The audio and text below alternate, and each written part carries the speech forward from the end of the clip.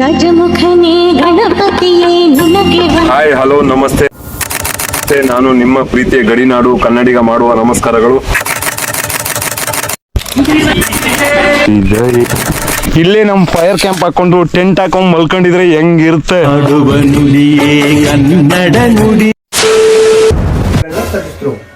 ಆಗ ಕೆಲವು ದಿನ ಅವರು ಅಲ್ಲೇ ಅಡ್ಡಾಡ್ಕೊಂಡಿದ್ದು ಆ ಬೆಟ್ಟದ ಮೇಲೆ ತಿರುಗಾಡ್ತಾ ಇದ್ರು. ಹುಲಿ ಮೇಲೆ ಕುತ್ಕೊಂಡು ಬೆಟ್ಟದ ಮೇಲೆ ಸಂಚಾರ ಮಾಡ್ತಾ ಇದ್ರು ಕೊಂಗಳ್ಳಿ ಮಲ್ಲಪ್ಪನವರು. ಆಗ ಹಿಂದ್ಗಡೆ ದೇವಸ್ಥಾನದ ಹಿಂಭಾಗ ಇರ್ತಕ್ಕಂತ ಮಲೆ ಆ ಬೆಟ್ಟದ ಮೇಲೆ ಹುಲಿ ಮೇಲೆ ಕುತ್ಕೊಂಡು ಮೂಡ್ಲಾಗಿ ತಿರುಗಿ ನೋಡ್ರು. ಇವಾಗ ನಾವು ಹಳೆ ಕೊಂಗಳಿ ಹತ್ರ ಬಂದಿದೀವಿ. ಇಲ್ಲಿ ಸಾಕಷ್ಟು ವಿಷಯಗಳನ್ನ, ಇಲ್ಲಿ ಪುರಾತನ ಆಗ್ಬೋದು, ಇಲ್ಲಿ ದೇವಾಲಯದ ವಿಷಯಗಳಾಗ್ಬೋದು. ನಮ್ಮ ಮನೆಯ ಮುದಿಯವರಿದ್ದಾರೆ, ಅವ್ರ ಹತ್ರ ಕೇಳೋಣ ಬನ್ನಿ. ನಮ್ಗೆ ನಾವು ಇಲ್ಲೇ ಪಕ್ಕದೂರವರು. ಈ ದೇವಸ್ಥಾನದ ಬಗ್ಗೆ ಜನಗಳಿಗೆ ತಿಳಿಸ್ಬೇಕು ಅಂತ ಇನ್ನಷ್ಟು ಮಾಹಿತಿ ನಮಗ್ ಬೇಕಾಗಿತ್ತು. ಹಾಗಾಗಿ ನಿಮ್ಮನ್ನ ಕೇಳೋಣ ಅಂತ ನಾವು ಅಲ್ಲೇ ಬರ್ತಾ ಗಿರ್ಜಮ್ಮನ್ ತೋಪತ್ರ ಎಲ್ಲ ನೋಡ್ಕೊಂಡು ಅಲ್ಲೇ ವಿಡಿಯೋ ಮಾಡ್ಕೊಂಡ್ ಬಂದ್ನು. ಹಾಗಾಗಿ ಈ ದೇವಸ್ಥಾನದ ಬಗ್ಗೆ ನಿಮ್ಗೆ ಇಲ್ಲಿ ವಿಚಾರಗಳು ಸ್ವಲ್ಪ ತಿಳಿಸ್ಬೇಕಾಗಿತ್ತು. ಅಂದ್ರೆ ಕೊಂಗಳ್ಳಿ ಮಲ್ಲಪ್ಪನವರು ಶ್ರೀಶೈಲದಿಂದ ಪಾದಯಾತ್ರೆ ಮಾಡ್ಕೊಂಡು ಈ ಜಾಗಕ್ಕೆ ಬಂದವರು. ನಡೆದು ಪಾದಯಾತ್ರೆ ಮಾಡ್ಕೊಂಡು ಬಂದು ಈ ಕೊಂಗಳ್ಳಿ ಅಂತಕ್ಕಂಥ ಗ್ರಾಮದಲ್ಲಿ, ಚಿಕ್ಕ ಪುಟ್ಟ ಗ್ರಾಮ ಇದು, ಇಲ್ಲಿ ಬಂದು ಈ ಗದಿಗೆ ಇದೆಯಲ್ಲ, ಈ ಗದಿಗೆ ಒಂದು ದೊಡ್ಡ ಹಾಲು ಮರ ಇತ್ತು ಇಲ್ಲಿ. ಆಲದ ಮರ. ಆ ಹಾಲದ ಮರದ ಕೆಳಗಡೆ ಕೂತ್ಕೊಂಡು ಅವ್ರು ತಪಸ್ಸು ಮಾಡ್ತಾ ಇದ್ರು. ಅವ್ರು ತಪಸ್ಸು ಮಾಡ್ತಾ ಇರ್ಬೇಕಾದ್ರೆ ಈ ಗ್ರಾಮದ ಜನರು, ಭಕ್ತಾದಿಗಳು, ಹೆಂಗಸರು ಗಂಡಸರು ಎಲ್ಲ ಬಂದು ನಮಸ್ಕಾರ ಮಾಡಿದ್ರು. ಯಾರೋ ಸನ್ಯಾಸಿ ಜಡ ಮುಡಿ ಬಿಟ್ಕೊಂಡು ಕೂತಿದ್ದಾರೆ ಸನ್ಯಾಸಿ ಅಂತೇಳಿ ನಮಸ್ಕಾರ ಮಾಡ್ಬಿಟ್ಟು ಗಂಡಸರೆಲ್ಲ ಆದ್ಮೇಲೆ ಹೆಂಗಸರು ಪಾದ ಮುಟ್ಬಿಟ್ರು. ಗುರುಗಳ ಪಾದನ, ಯಾರು ಮಲ್ಲಿಕಾರ್ಜುನ ಸ್ವಾಮಿ ಅವ್ರ ಪಾದ ಮುಟ್ಬಿಟ್ರು. ಆ ಪಾದ ಮುಟ್ಟಿದಾಗ ಅವ್ರಿಗೆ ಬೇಸರ ಆಗಿ ಅಯ್ಯೋ ನನ್ನ ವ್ರತ ಭಂಗ ಆಯ್ತು ಅಂತೇಳಿ ಅವರ ಸಮವಸ್ತ್ರನ ಒದರಿಕೊಂಡು ಮೇಲ್ಗಡೆ ಎದ್ದ ತಕ್ಷಣ ಹಾಲದ ಮರದಿಂದ 5 ತರ ಸರ್ಪ ಕೆಳಗಡೆ ಬಿದ್ದು ಆ ಮಕ್ಕಳನ್ನೆಲ್ಲ ಸದಬಡುತ್ತು. ಅಂದ್ರೆ ಹಿಂದಕ ಅಟ್ಟಿತು. ಆಗ ತೊಂದರೆ ಆಗತ್ತೆ ಅಂತ ಹೇಳಿ ಆ ಕೊಂಗಳ್ಳಿ ಮಲ್ಲಪ್ಪನವರು ಒಂದು ಭಸ್ಮ ತೆಗೆದು, ಜೋಳದಿಂದ ಭಸ್ಮ ತೆಗೆದು ಇಟ್ಟಾಗ ಆ 5 ತರ ಸರ್ಪ, ನಾಗರ ಸರ್ಪ, ಹಾವು ದೊಣ್ಣೆ ಬೆತ್ತ ಆಗೋಯ್ತು, ಬಿದ್ರಿ ಬೆತ್ತೆ ಆಗೋಯ್ತು. ಆ ಬೆತ್ತನ ಸೈಡ್ ಮಡಗಿದೆ. ಈಗಲೂ ಪೂಜೆ ನಡೆಸ್ತದ. ಈಗಲೂ ಕೂಡ ಈ ಹೆಂಗಸುಗಳು ಈ ಹಳೆ ಕೊಂಗಳಿಯಿಂದ ಬರ್ಬೋದು. ಹಳೆ ಕೊಂಗಳಿ ಗಂಟೆ ಜಾತ್ರೆ ನಡಿಬೇಕಾದ್ರೆ ಹಳೆ ಕೊಂಗಳಿ ಗಂಟೆ ಇವಾಗ್ಲೂ ಕೂಡ ಜನವರಿ ಸೇರುತ್ತೆ ಹೆಂಗಸರು. ಇನ್ನು ನಡೀತದೆ. ಇದರಿಂದ ಮುಂದಕ್ಕೆ ಅವರೇ ವಾಗ್ತಾನ ಹೇಳಿದ್ದಾರೆ. ಬನ್ನಿ, ಬುದ್ಧಿಯವರು ಇಷ್ಟು ಹೇಳಿದ್ರು, ಇವರಿಂದ ಕೇಳ್ಕೊಂಡು ನಮ್ಗೆ ಅಂತೂ ಸಿಕ್ಕಾಪಟ್ಟನೆ ಇದಾಯ್ತು. ಈ ಧ್ವನಿ ನೆಕ್ಸ್ಟ್ ವಿಡಿಯೋದಲ್ಲಿ ನಿಮ್ಗೆ ಸಿಗ್ತೀನಿ ದೇವಸ್ಥಾನದ ಹತ್ರ. ಬನ್ನಿ, ಹಾಗೆ ಬುದ್ಧಿಯವ್ರಿಗೆ ನಮಸ್ಕಾರ ಮಾಡಿ ಇಲ್ಲಿಂದ ಹೊರಡೋ ಟೈಮ್ ಆಗಿದೆ. ನೇರ ಜಂಗಲ್ ಒಳಗೆ ಹೊರಟೋದ್ರು, ಕಾಡ ಒಳಗಡೆ ಹೊರಟೋದ್ರು. ಆ ಕಾಡ ಒಳಗಡೆ ಹೋಗಿ ಅಲ್ಲಿ ಒಂದು ಗವಿ ಸೇರ್ಕೊಂಡು ವಾಸ ಮಾಡ್ಕೊಂಡು, ಗವಿಲಿ ಸುತ್ತ ಬೆಟ್ಟದ ಮೇಲೆಲ್ಲ ತಿರುಗಾಡ್ಕೊಂಡು ಅವರ ನಿತ್ಯ ಕರ್ಮಗಳನ್ನ ಮಾಡ್ಕೊಂಡು, ಧ್ಯಾನ ಮಾಡಿ, ಪೂಜಾ ಮಾಡ್ಕೊಂಡು, ಏನೇನೋ ಅವ್ರ ಕರ್ತವ್ಯ ಇತ್ತು ಕಾಯಕದಲ್ಲಿ ಮಾಡ್ಕೊಂಡಿದ್ದು ಕೆಲವು ದಿನ ಇದ್ದಾಗ. ಆಮೇಲೆ ಈ ಊರು ಭಕ್ತಾದಿಗಳು, ಅಕ್ಕಪಕ್ಕದ 18 ಜನ ಗ್ರಾಮದ ಭಕ್ತಾದಿಗಳೆಲ್ಲ ಹೋಗಿ ಸ್ವಾಮಿ ನೋಡ್ಬೇಕು ಅಂತೇಳಿ ಮೊರೆ ಹೋಗಿ ಅವ್ರನ್ನ ಹೋಗಿ ನೋಡ್ಬೇಕಾದ್ರೆ ಈ ಕಲ್ಲು ಬಂಡೆ ಒಳಗೆ ಅವರು ತಪಸ್ಸು ಮಾಡಿ ಕೂತಿದಾಗ ಆ ಭಕ್ತಾದಿಗಳಲ್ಲಿ ಹೋದಾಗ ಇವರು ಏನಾಯ್ತು, ಅಯ್ಯಯ್ಯೋ ಯಾಕಪ್ಪ, ಅಲ್ಲಿ ಹೋಗ್ಬೇಕಾದ್ರೆ ಆನೆಗಳ ದಂಡು, ಹುಲಿಗಳ ದಂಡು, ಮತ್ತೆ ಜಿಂಕೆಗಳು, ಮತ್ತೆ ಇಷ್ಟೆಲ್ಲ ದಾಟ್ಕೊಂಡು ಹೋದಾಗ 18 ಗ್ರಾಮದ ಭಕ್ತರು ಅನಂತರ ಆ ಗವಿ ಕೂತಿದ್ದ ತಪಸ್ಸು ಮಾಡ್ತಿದ್ದ ಜಾಗದಲ್ಲಿ ಒಂದು ಕಾಳಿಂಗ ಸರ್ಪ ಎಡೆ ಎತ್ತಿ ಮೊರ್ರೋ ಅಂತ ಶಬ್ದ ಮಾಡ್ಕೊಂಡ್ ಬಂದು ತಡತ್ತು ಇವ್ರನ್ನ. ಆಗ ಅಪ್ಪ, ನಾವು ಭಕ್ತಾದಿಗಳು, ನಿನ್ನ ಸೇವಕರು, ನಿನ್ನ ದರ್ಶನಕ್ಕಾಗಿ ಬಂದಿದ್ದೀವಿ ಸ್ವಾಮಿ, ನಮ್ಗೆ ಅವಕಾಶ ಕೊಡು ಅಂತ ಹೇಳಿ ಇವರು ಬೇಡ್ಕೊಂಡ್ರು. ಕೊಂಗಳ್ಳಿ ಮಲ್ಲಪ್ಪನವ್ರು ಬೇಡ್ಕೊಂಡ್ರು. ಮೇಲೆ ಮಲ್ಲಪ್ಪನವ್ರನ್ನ ಭಕ್ತಾದಿಗಳು ಬೇಡ್ಕೊಂಡಾಗ ಆಯ್ತಪ್ಪ ಅಂದ್ಬಿಟ್ಟು ಆ ಭಸ್ಮ ತೆಗೆದು ಇಟ್ರು ಕಾಳಿಂಗ ಸರ್ಪನಿಗೆ. ಅದು ಹಾಗೆ ಮಲ್ಲಿಕತ್ತು ಸಪ್ಗೆ ಮಲ್ಲಿಕಂಡ ಮೇಲೆ ಏನಾಗ್ತು, ನೀವು ಯಾಕೆ ಬರಕ್ ಹೋದ್ರಿ ಅಂತ ಕ್ವಶನ್ ಮಾಡಿ ಕೇಳಿದ್ರು.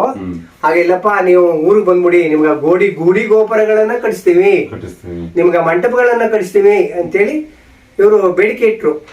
ಆಮೇಲೆ ನಾನು ಬ್ರಹ್ಮಚಾರಿ, ಹೆಂಗಸರ ಶಬ್ದ ಇರಕ್ ಕೂಡುದು, ಬಡ ಶಬ್ದ ಕೇಳಲ್ಲ, ಹೆಂಗಸರನ್ನ ನಾನು ನೋಡಲ್ಲಪ್ಪ, ನಾನು ತಪಸ್ಸು ಮಾಡ್ತಕ್ಕಂಥ ಇದಕ್ಕೆ ಭಂಗ ಆಗುತ್ತೆ, ಅದಕ್ಕೆ ನಾನು ಇಲ್ಲೇ ನೆಲೆಯಾಗಿ ಗವಿನಲ್ಲಿ ವಾಸ ಮಾಡ್ಕೊಂಡು ಇದ್ಕತೀನಿ, ಏನು ಬೇಡ ಅಂತ ಹೇಳಿದ್ರು. ಇಲ್ಲಪ್ಪ, ಇಲ್ಲೇ ಕಳಿಸ್ತೀವಿ ಕೊನೆಗೆ ಅಂತ ಹೇಳಿ 18 ಗ್ರಾಮದ ಭಕ್ತಾದಿಗಳೆಲ್ಲ ಸೇರ್ಕೊಂಡು ಮನಗನ ಊರ್ಗ 4 ಜನ ಮುಖಂಡಗಳು ವಹಿಸ್ಕೊಂಡು ಒಂದು ಜಂಗಲ್ನೆಲ್ಲ ತರದು, ಕಾಡನ್ನೆಲ್ಲ ತರದು, ಮಠ ಮಾಡಿ, ತರಗ ಗೂಡಿಸಿ, ಮನೆ ಮಾಡಿ, ಅಲ್ಲಿ ಒಂದು ಗುಡಿಯನ್ನ ಕಟ್ಟಿ ಅವ್ರಿಗೆ ಅನುಷ್ಠಾನಕ್ಕೆ ಒಂದು ಕೊಳ ಶಿವಪೂಜೆ ಮಾಡೋದಕ್ಕೆ ಅನುಷ್ಠಾನಕ್ಕೆ ಒಂದು ಮಂಟಪ ಇಷ್ಟೆಲ್ಲ ಮಾಡಿ ಗುಡಿ ಗೋಪುರಗಳನ್ನ ಕಟ್ಟಿಸಿದ್ರು. ಆಗ ಕೆಲವು ದಿನ ಅವರು ಅಲ್ಲೇ ಅಡ್ಡಾಡ್ಕೊಂಡಿದ್ದು ಆ ಬೆಟ್ಟದ ಮೇಲೆ ತಿರುಗಾಡ್ತಾ ಇದ್ರು. ಹುಲಿ ಮೇಲೆ ಕುತ್ಕೊಂಡು ಬೆಟ್ಟದ ಮೇಲೆ ಸಂಚಾರ ಮಾಡ್ತಾ ಇದ್ರು ಕೊಂಗಳ್ಳಿ ಮಲ್ಲಪ್ಪನವರು. ಆಗ ಹಿಂದ್ಗಡೆ ದೇವಸ್ಥಾನದ ಹಿಂಭಾಗ ಇರ್ತಕ್ಕಂತ ಮಲೆ ಆ ಬೆಟ್ಟದ ಮೇಲೆ ಹುಲಿ ಮೇಲೆ ಕುತ್ಕೊಂಡು ಮೂಡ್ಲಾಗಿ ತಿರುಗಿ ನೋಡಿದ್ರು.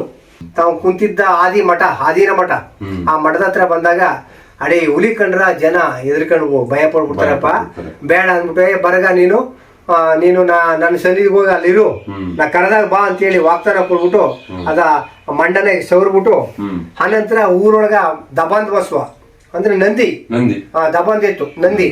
ಆ ನಂದಿನ ಹಿಡ್ಕೊಂಡು ಆ ನಂದಿ ದಬಾಂದ ಎತ್ತಿನ ಮೇಲೆ ಕೂತ್ಕೊಂಡು ನೇರ ಗಿರಿಜಮ್ಮನ್ ತೋಪಕ್ಕೆ ಹೋದ್ರು.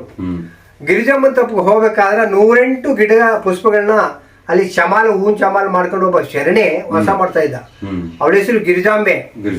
ಅವ ಬ್ರಹ್ಮಚಾರಿ, ಶಿವನ್ ನೋಡ್ಬೇಕು, ಕೊಂಗಳಿ ಮಲ್ಲಪ್ಪ ನೋಡ್ಬೇಕು ಅಂತೇಳಿ ಸುಮಾರು 100 ವರ್ಷಗಳಿಂದ ತಪಸ್ಸು ಮಾಡ್ಕೊಂಡು ಬೇಡ್ಕೊಂಡ ಇದ್ದ. ಆ ಟೈಮು ಆವತ್ತು ಒದಗಿ ಬಂದಾಗ ಅಲ್ಲಿ ವೀರಶೈವ ಶಿವಾಚಾರಕ್ಕೆ ಸಂಬಂಧಪಟ್ಟ ಶರಣೆ ಗಿರಿಜಾಂಬೆ ಅವಳ ಇಂದ ಗುರುಗಳು ದೀಕ್ಷಾ ಕೊಟ್ಟಿದ್ರು. ಆ ಲಿಂಗ ಪೂಜೆ ಮಾಡೋದಕ್ಕಾಗಿ ಏನೇನ್ ಬೇಕು ಎಲ್ಲ ಹಣಿ ಮಾಡ್ಕೊಂಡಿದ್ದ. ಆಗ ಅಲ್ಲಿ ನೋಡಿದ್ರು ಈ ಕೊಂಗಳಿ ಮಲ್ಲಪ್ಪನವರು ಆ ಬಸವನ ಅಲ್ಲಿ ಬಿಡ್ಬಿಟ್ರು ನಂದಿನ. ಅದು ತೋಟದಲ್ಲಿ ಮೇಯಕ್ಕೆ ಹೊರಟೋದ್ಮೇಲೆ ಹೋಗಿ ಕಲ್ಯಾಣಿಯಲ್ಲಿ ಕೊಳ ಇದೆ, ಆ ಕೊಳದಲ್ಲಿ ಹೋಗಿ ಸ್ನಾನ ಮಾಡಿದ್ರು. ಸ್ನಾನ ಮಾಡ್ಕೊಂಡು ಆ ಮಂಟಪ ಇದೆ, ಒಂದು ಚಿಕ್ಕದ ಕಲ್ಲಿನಲ್ಲಿ ಮಾಡಿರ್ತಕ್ಕಂಥ ಮಂಟಪ. ಆ ಮಂಟಪದಲ್ಲಿ ಕುಂತ್ಕೊಂಡು ಅವರು ಲಿಂಗಾರ್ಚನೆಯನ್ನ ಮಾಡಿ ಅಭಿಷೇಕವನ್ನು ಮಾಡಿ ಎಲ್ಲಾನು ಮಾಡ್ಕೊಂಡು ಲಿಂಗ ಹಿಡ್ಕೊಂಡು ಅನುಷ್ಠಾನ ಮಂತ್ರ ಜಪ ಮಾಡಿದಾಗ ಆ 108 ಚಮಾನ್ನಲ್ಲಿ ಇರ್ತಕ್ಕಂತ ಹೂವೆಲ್ಲ ಬಂದು ಅವ್ರ ಲಿಂಗಕ್ಕೆ ಬೀಳ್ತಾ ಇತ್ತು. ಹಾಲು, ನೀರು, ದ್ರಾಕ್ಷಿ, ಖಜೂರ, ಅಕ್ಕಲ್ಸಗ ಎಲ್ಲಾನು ಅಭಿಷೇಕ ಮಾಡ್ಕೊಂಡು ಪೂಜಾ ತೀರ್ಸ್ಗಳೆಲ್ಲ ಮಾಡ್ಕೊಂಡು ಅವರು ತಮ್ಮ ಕಾವಿ ವಸ್ತ್ರಗಳನ್ನ ಸಮವಸ್ತ್ರಗಳನ್ನ ಧರಿಸ್ಕೊಂಡು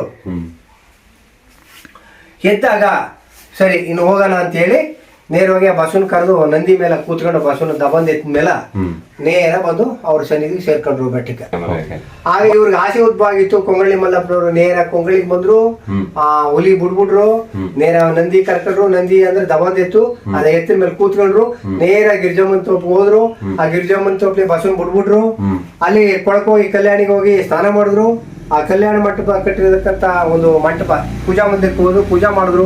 ಎಲ್ಲ ಮಾಡ್ಕೊಂಡು ಪೂಜಾ ಪುಂಸ್ಕರ ಎಲ್ಲ ತೀರ್ಸ್ಕೊಂಡು ಲಿಂಗ ಅಷ್ಟಕ ಎಲ್ಲಾನು ಮಾಡ್ಕೊಂಡು ದೇವರು ಧ್ಯಾನ ಮಾಡ್ಕೊಂಡು ಪೂಜೆ ಎಲ್ಲ ತೀರಿದ ಮೇಲೆ ಎದ್ದು ಅವರ ಕಪಣಿ ಅಂದ್ರೆ ಕಾವಿ ಸಮವಸ್ತ್ರಗಳನ್ನ ಹಾಕೊಂಡು ಈ 3 ಅಜ್ಜ ಹಾಕಿದ್ರು. ಆ ಗಿರಿಜಾಂಬೆ ಎದ್ದು ನೀಡದ, ಮಹಾಸ್ವಾಮಿ ನಾನು 100 ವರ್ಷದಿಂದ ನಿನ್ನ ನೋಡ್ಬೇಕು ಅಂತ ನನ್ನ ಆಸೆ ಬಯಕೆ ಇತ್ತು. ಇವತ್ತಾನು ನನಗೆ ದರ್ಶನ ಕೊಟ್ಟಿದೆ. ಆದ್ರಿಂದ ನೀನ್ ಯಾರಾಗಿರ್ಬೋದು ಶಿವನು, ನೀನು ಇಲ್ಲೇ ನೆಲೆಯಾಗು. ನಿನಗೆ ಮಂಟಪ ಕಟ್ಸ್ತೀನಿ, ರಾಜಗೋಪುರ ಕಟ್ಸ್ತೀನಿ, ದೇವಸ್ಥಾನ ಕಟ್ಸ್ತೀನಿ, ಮಠ ಮಾಡ್ಕೊಡ್ತೀನಿ, ನಿನ್ಗೆ ಅಷ್ಟೈಶ್ವರ್ಯನೆಲ್ಲ ನಾನು ಕೊಡ್ತೀನಿ, ನಿನ್ಗೆ ಏನ್ ಕೇಳಿದ್ವು ಎಲ್ಲರೂ ಕೊಡ್ತೀನಿ ನಾನು ಅಂತ ಬೇಡ್ಕೊಂಡ ಗಿರಿಜಾಂಬೆ ಶಿವಶರಣೆ. ಆದ್ರೆ ಇವ ಹೇಳ್ದ, ಅಯ್ಯೋ ಹಬಲೆ ಅಂದ್ರೆ ಹೆಣ್ಣು, ನಿನಗ ವಿಷಯ ಗೊತ್ತಿಲ್ಲಮ್ಮ, ನಾನು ಬ್ರಹ್ಮಚಾರಿ, ವಿರಕ್ತಾಶ್ರಮ ಬ್ರಹ್ಮಚಾರಿ, ನಾನು ಹೆಣ್ಣಿನ ಮುಖ ನೋಡಕ್ ಕೂಡುದು, ಅವಳ ಬಳ ಶಬ್ದ ಕೇಳಕ್ ಕೂಡುದು ಅಂತ ನನ್ನ ಒಂದು ಪದ್ಧತಿ ಇದೆ. ನಂದು ಧ್ಯಾನ ಮಾಡೋದು ಹೆಂಗಸ್ರ ಮುಖ ನಾನು ಜಾಸ್ತಿ ನೋಡಕ್ ಇಷ್ಟ ಪಡಲ್ಲ. ಆದ್ರೆ ನೀನು ನಿನ್ನ ಬೈಕೆ ಏನೋ ಕೇಳ್ತಿದ್ದೆ, ಅದು ಸಾಧ್ಯವಿಲ್ಲಮ್ಮ, ಅದು ಕೊಡಕ್ ಆಗದೇ ಇಲ್ಲ ಅಂತ ವಾಗ್ದಾನ ಮಾಡಿದ್ರು. ಒಬ್ಬರಿಗೊಬ್ರು ವಾದ ನಡೆದಾಗ ಆನಂತರ ಏನಾಯ್ತು, ಇಲ್ಲ ಸ್ವಾಮಿ ಹಾಗೆ ಈಗ ಅಂತೇಳಿ ಕೊನೆಗೆ ನಿರ್ಧಾರ ಮಾಡಿ ನೀವು ಅದ ಹೆಂಗ್ ಹೋಯ್ತೀರ ಹೋಗಿ ಅಂದ್ಬಿಟ್ಟು ಇವರು ಕೂತ್ಕೊಂಡು ಹೋಗಿರಲ್ಲ ನಂದಿ ಭಸ್ಮ, ಆ ನಂದಿ ಎತ್ತು ದಬಾಂದ್ ಎತ್ತನ ಹಿಡಿದು ಮಾವನ ಮರಕ ಕಟ್ಟ ಹಾಕಿದ್ರು. ಯಾರು ಶರಣೆ ಗಿರಿಜಾಂಬೆ ಕಟ್ಟ ಹಾಕಿದ್ಮೇಲೆ ಕೊನೆಗ ಲಾಸ್ಟ್ಲಿ ಅದೇಂಗ್ ಹೋಯ್ತೀರ ಹೋಗಿ ಅಂತಂದ. ಅಯ್ಯೋ ಅದೇ ಹೆಣ್ಣು ಬುದ್ಧಿ, ನಾನು ಹೋಗಕ್ಕ ನನಗೆ ಇನ್ನು ಬೇರೆ ಮಾರ್ಗ ಇಲ್ವ, ಹೋಯ್ತೀನಿ ಬಸ್ನ ಹೋಯ್ತಾರ. ಅದೇ ಪದ್ಧತಿಯಂತೆ ನಾವು ಜಂಗುಮರಾಗಿ ಮಠಾಧಿಪತಿಯಾಗಿ ಬರ್ತಕ್ಕಂಥ ಭಕ್ತಾದಿಗಳಿಗ ಮಕ್ಕ ಮರಿ ಇಲ್ಲ, ನಮ್ಗೆ ಗಾಡಿ ಗಾಚಾರ ಇಟ್ಕೊಂಡಿದೆ ಅಂತದ್ದು ಇಂಥದ್ದು ಕಷ್ಟಕ್ಕೆ ಒಂದು ಕೊಡ್ತೀಗಳನ್ನ ಕೇಳ್ಕೊಂಡ್ ಬಂದವ್ರಿಗೆ ವಿಭೂತಿ ಮಂತ್ರಿಸ್ಕೊಡ್ತೀವಿ, ನಿಂಬೆಹಣ್ಣು ಮಂತ್ರಿಸ್ಕೊಡ್ತೀವಿ, ತಾತಿ ಮಂತ್ರಿಸ್ಕೊಡ್ತೀವಿ, ಎಳ ಮಂತ್ರಿಸ್ಕೊಡ್ತೀವಿ, ಆ ಸ್ವಾಮಿ ಹೆಸರನ್ನ ಹೇಳಿ ನಾವು ಕೊಡ್ತೀವಿ. ಅದೆಲ್ಲ ಒಳ್ಳೇದಾಗಿತ್ತು ಸರ್. ಈಗ ಪದ್ಧತಿಯಂತೆ ನಡ್ಕೊಂಡು ಹೋಯ್ತಾ ಇದೆ. ಈಗಲೂ ಕೂಡ ಈ ಯಂಗ್ಸ್ಗಳು ಈ ಹಳೆ ಕೊಂಗಳಿಯಿಂದ ಬರ್ಬೋದು. ಹಳೆ ಕೊಂಗಳಿ ಗಂಟೆ ಜಾತ್ರೆ ನಡಿಬೇಕಾದ್ರೆ ಹಳೆ ಕೊಂಗಳಿ ಗಂಟೆ ಇವಾಗ್ಲೂ ಕೂಡ ಜನವರಿ ಸೇರುತ್ತೆ ಹೆಂಗಸರು ಇನ್ನು ನಡೀತದೆ. ಇದರಿಂದ ಮುಂದಕ್ಕೆ ಅವರೇ ವಾಗ್ದಾನ ಹೇಳಿದ್ದಾರೆ. ಬನ್ನಿ, ಬುದ್ಧಿವರಿ ದೇವಸ್ಥಾನ ಬಗ್ಗೆ ಎಷ್ಟು ಏನು ಅಂತ ತಿಳ್ಕೊಂಡಿದ್ದಾಯ್ತು. ಬನ್ನಿ ಇನ್ನೂ ಹೋಗೋಣ, ದೇವಸ್ಥಾನದಲ್ಲಿ ದರ್ಶನ ಮಾಡೋಣ, ಅಲ್ಲೂ ಸ್ವಲ್ಪ ವಿಷಯಗಳನ್ನ ತಿಳ್ಕೊಳ್ಳೋಣ. ಬನ್ನಿ ನೆಕ್ಸ್ಟ್ ವಿಡಿಯೋದಲ್ಲಿ ನಿಮ್ಗೆ ಸಿಗ್ತೀನಿ ದೇವಸ್ಥಾನದ ಹತ್ರ ಬನ್ನಿ. ಹಾಗೆ ಬುದ್ಧಿಯವ್ರಿಗೆ ನಮಸ್ಕಾರ ಮಾಡಿ ಇಲ್ಲಿಂದ ಹೊರಡೋ ಟೈಮ್ ಆಗಿದೆ.